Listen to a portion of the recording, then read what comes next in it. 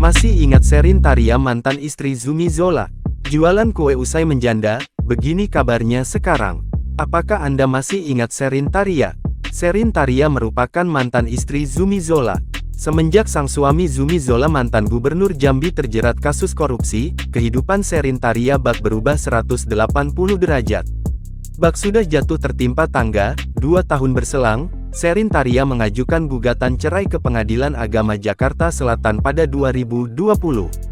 Rumah tangga Zumi Zola dengan Sherin Taria pun kini hancur lebur tak tersisa.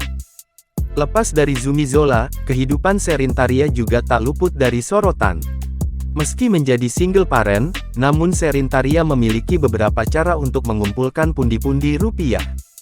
Di samping itu, Sherin Taria juga diketahui jualan kue kering pasca tak lagi jadi ibu gubernur. Jarang terdengar lagi, lantas bagaimana kabarnya sekarang?